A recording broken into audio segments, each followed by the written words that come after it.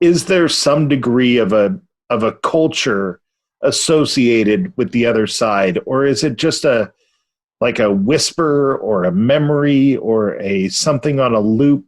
Um, you, I don't expect you to have a black and white answer for this. I realize we might be moving into the realm of speculation, but I always wonder, where are you pulling them from? Does one pull them from, for lack of a better word, heaven, or are we pulling them from spirits that are stuck here on Earth, or is there a tandem between the two? I don't know. It's a very broad, open-ended question, I guess. Well, actually, I give an entire lecture on that on my because not only do I do mediumship, but I also lecture on several different topics.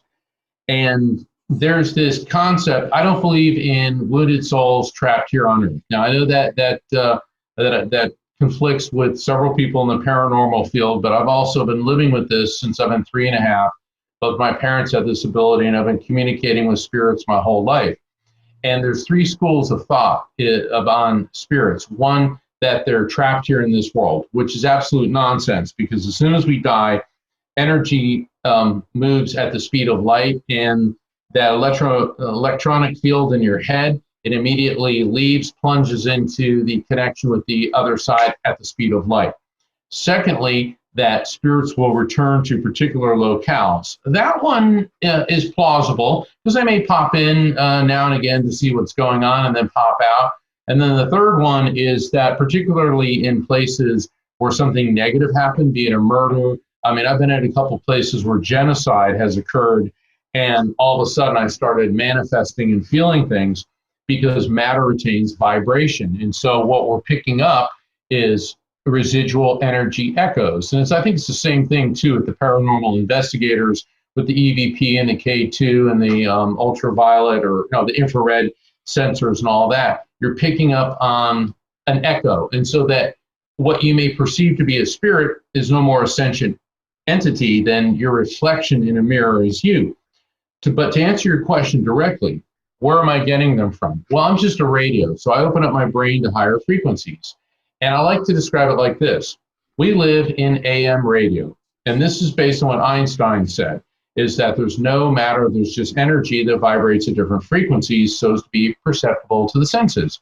Let's call the other side FM radio. So you have 2 different systems, both of which are energy, but one with a higher frequency and one with a lower frequency. And then in the field in between, I raise my brainwave frequency higher. A spirit spots that, they bring theirs lower, whammo. We get a frequency match.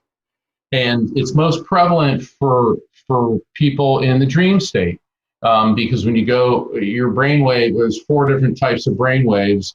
And when you go from the beta state that we're in now into alpha, which is that relaxed meditative state, and then you go to theta, it's on the alpha theta border, based on studies, that brainwave frequency surges, spirits come in, get a match. That's why since the dawn of recorded history, there are accounts of people communicating with spirits in their dreams. And so the other side is not heaven, the afterlife, nirvana, whatever you want to call it, is not some distant nebulous place, but rather a parallel dimension parallel to ours. Based on my understanding of string theory, within a universe, there are several universes, and within universes, there are dimensions. So within our universe, there are different dimensions, and one of those being what you and I would call the other side.